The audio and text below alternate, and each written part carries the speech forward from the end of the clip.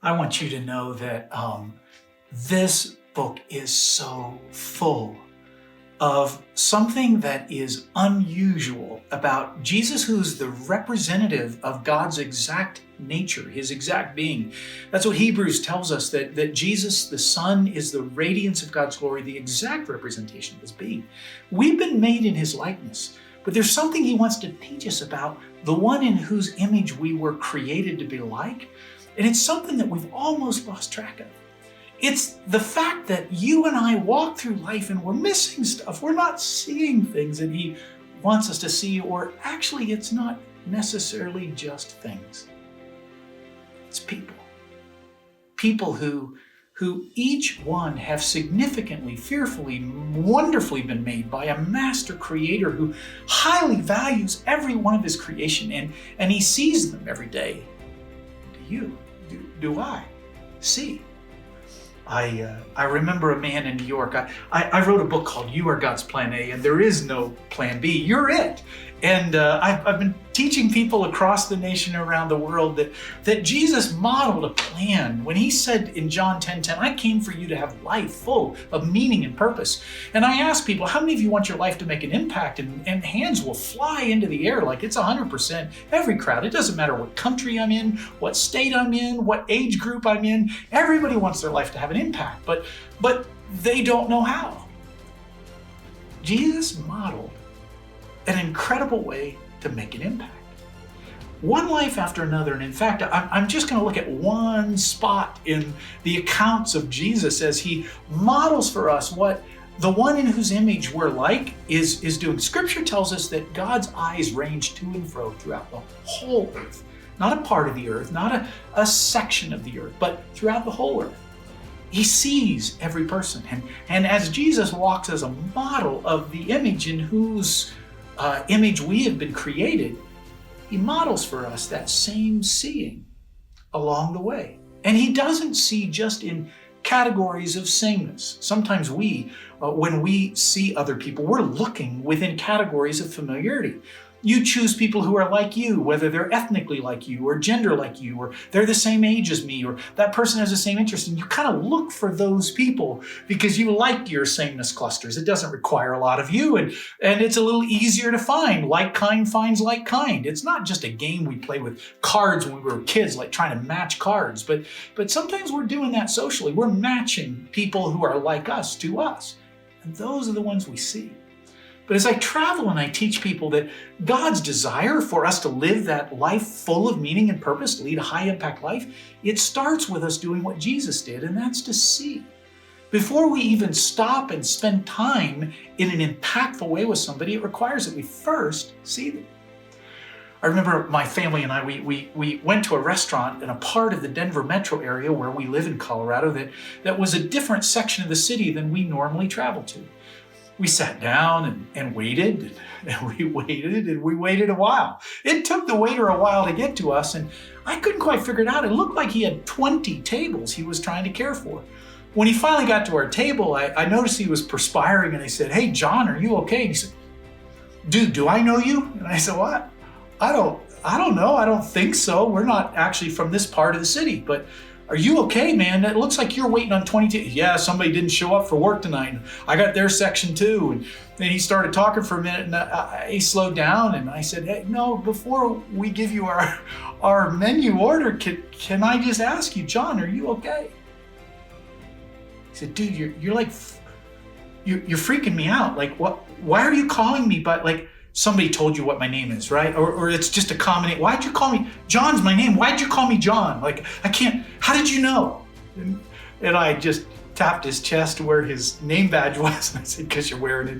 He looked down, fully embarrassed. And he didn't remember, because actually most of the people hadn't seen him yet. They'd called their order over their shoulder. "Oh, and I want fries with that." He was, to them, the waiter. It really wasn't a person to see, or even a person to love. He was just the waiter. I love in Matthew 9 when Jesus first sees somebody who's a paralyzed man in his own hometown, it says at the beginning of the chapter.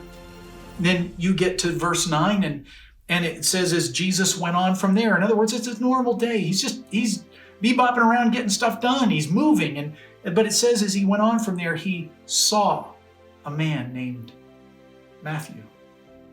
He saw him with intent and must have walked over and introduced himself, and they exchanged names, because the one writing the story wants you to know that Jesus saw him, a man named Matthew. And the next thing you know, Jesus is sitting at his table, and it's transformational. The rest of Matthew's life is going to be impacted greatly, because Jesus saw not a tax collector, he saw a man named Matthew.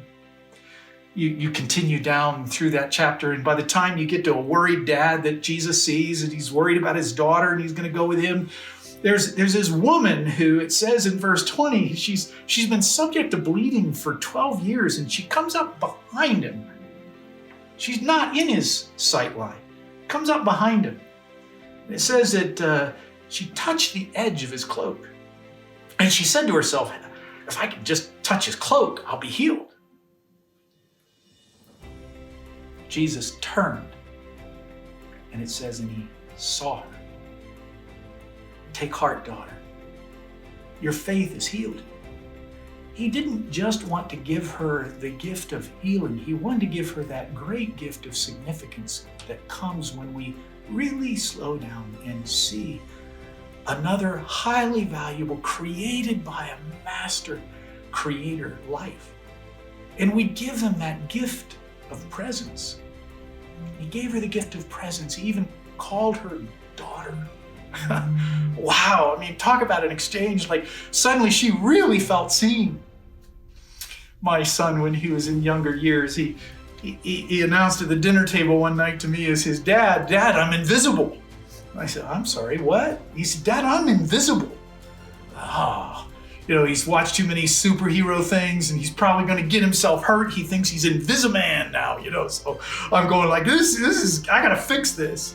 And I looked down at my wife, and she don't know what he's talking about. And so I looked at my son and said, "Put your fork down." We're at the dinner table, and he looked at me and I said, "Son, I see you. You're not invisible." He said, "Dad, I know you see me, but at the new school I'm going, Dad, at recess time, they're all looking for each other. They know who each other are, and they're looking for each other, and they look straight past me. Nobody sees me, Dad. And when I go get my tray in the cafeteria and I sit down, Dad, everybody looks everywhere. They look straight past me, Dad. It's like I'm invisible. They don't see me. And Dad, after school, when I'm waiting for Mom because she's picking up my sister and it's 13 minutes, everybody's moving all around me, Dad. And I'm like standing there, like I'm standing there, Dad. Nobody sees me, Dad. Dad, I'm invisible." At this point, his emotion is overwhelming, and suddenly my heart is breaking as a father who loves him. Feeling almost maybe what the father heart of God feels over his creation when he realizes daily they feel, as my son was describing that horrific feeling of feeling invisible, they feel that way every day. Invisible. And they're waiting for something, somewhere, some way along their path for them to feel like somebody sees me. And when we do, prompted by a God who sees them, and he prompts us to see too, and we're willing to see beyond our little typical sameness clusters, we're willing to let him push the envelope as Jesus demonstrated. It wasn't people like him. It wasn't people who had the same vocation as him. It wasn't people who had the same ethnicity as him. It wasn't people of the same gender or the same age. On and on, the examples were every person had worth and dignity and value. And when he gave that woman the gift of turning and seeing her, giving her not only the gift of presence, but the gift of significance, it was as though in that moment, I think she felt seen by God. What a gift. What an impact you and I get to have. People are not used to that experience. I remember when I was teaching these concepts in the country of India, in a caste system where they tend not to move across those boundary lines. One woman came back into the room after the conference and she said, "I remember when a doctor came through my village and he examined our eyes and helped me know that I wasn't seeing properly. And he gave me a set of glasses, and suddenly I could see what I'd never seen before. I feel like you showed me Jesus, and by seeing him and all the different people he saw, I began to feel called to see beyond just typical sightline. It was what even actually caused Jesus to get pretty angry one day. Cracked whips and flipped over tables in a temple where those people were used to seeing each other and caring about each other. And so they had the court of the Gentile men, the court of the Gentile women. That was all as it should be. But in the court of the foreigners, they'd set up all the money exchanging and they were selling things out there. It was as though those people didn't matter. They didn't really have a heart to see or care. God, help us get past ourselves and get into your sightline. And the only way we can do that is to probably get over what a New York man indicated to me. He was pretty sure I was trying to train and teach them. When I did a conference in New York, and he walked up and he said, "You're trying to help us all get over our tuckhead, aren't you?" I said, "I'm sorry, what did you just say?" He said, "Yeah, tuckhead. You want us not to do tuckhead anymore." I said, I don't even know what you're talking about. Tuckhead? What's tuckhead? He said, "Oh, when we're walking down the sidewalk, or we're walking, we're just walking down a hallway and somebody's walking toward us, we tuck our head down, sort of like, we don't feel responsible to engage." He said, "We do that all the time. We call it tuckhead." It was a new term to me, but it is absolutely what I think Jesus was trying to teach his disciples, who were fixing their eyes on him and watching him place after place. One day they went into town to get supplies. They come back out and there's a woman there that everybody had decided to socially isolate themselves from. And they saw him sitting there, looking at her, talking with her at a beverage stop, having an exchange that not only would transform her life, but she would become somebody who would tell her entire village, and there would be a movement that would be set ablaze because Jesus saw one. And it's never just one. Each life has domino ripple impact. But there are so many people in this world, even now, who maybe they're beyond your physical sightline, but they're not beyond God's sightline. And he would encourage you to reach into your contact base and instant message them, or text them, or email them, or maybe old world, write a handwritten note to them, because they're feeling invisible, unseen, and lacking value or worth. And you and I get to give that gift. God sees you. I do too. God loves you. His heart, his eyes are on you. Mine are too. These invisible people, they're people to love. And they're across the typical boundary lines. Get over yourself and the typical absence of sight that maybe you've had till now. And my challenge to you is, will you ask the all-seeing God to help you begin to see who he sees, when he sees, what he sees, and to help invisible people begin to be seen and loved and valued by God and you, his representative. No more tuckhead. God's people are seeing people, and that's the way to lead a high impact